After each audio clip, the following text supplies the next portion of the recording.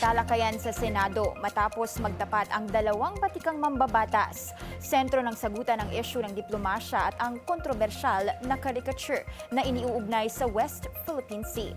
Narito ang politiko update ng ating kasamang si Dexter Ganibe.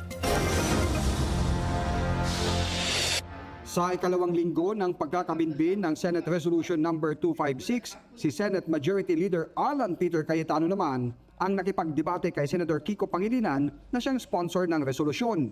Sumento ang pagtatanong ni Cayetano sa paggamit ni Philippine Coast Guard spokesperson for the West Philippine Sea, Commodore J. Tariela, ng caricature ni Chinese President Xi Jinping.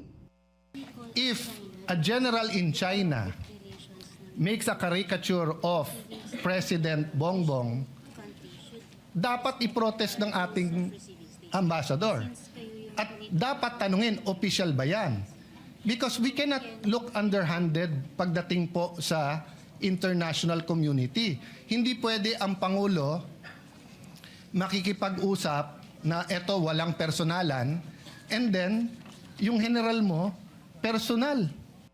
Paglilinaw ni Senator Kiko, hindi naman nakapokus lang kay Commodore Tariela ang Senate Reso 256. Maging anya siya ay naging sentro na ng kampanya ng China noong nakaraang taon, kabilang ang ilang kapwa mamabata sa Senado at Kamara. December pa lang, pinuntirya na ako.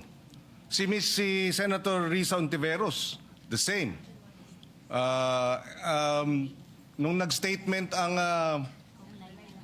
Congressman Laila and Congressman Jokno, tinira rin.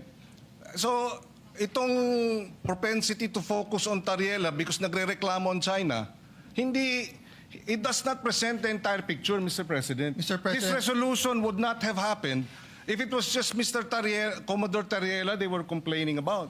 No, But precisely, it is a systematic propaganda campaign to discredit our public officials, to discredit our armed forces, Mr. President. Ganyan ang style. Lalo pang uminit ang sagutan ng dalawa nang hindi nilubayan ni Cayetano ang ginawa ni Tariela na umabot sa punto para isuspend ng ilang beses ang debate. Ang sa kanya, bastusin natin yung Pangulo Mr. ng President, isang bansa. that is his interpretation? No. Bastos yun. No, that is your interpretation. No. So if I ask them now... Mr. President, we beg to disagree. Can you show the slide? Mr. ulit? President, we beg to Mr. disagree. President, The Department of National Mr. President, Defense tignan niyo naman po. has issued a statement condemning China's remarks, Mr. No, President. we're not talking about... Mr. President, if you look at the DFA, it was also telling Tariela, but not directly. It says, It was saying, follow the decorum, Mr. President. Mr. President, kung ganyan ang stand natin, then my staff now can show a meme of you.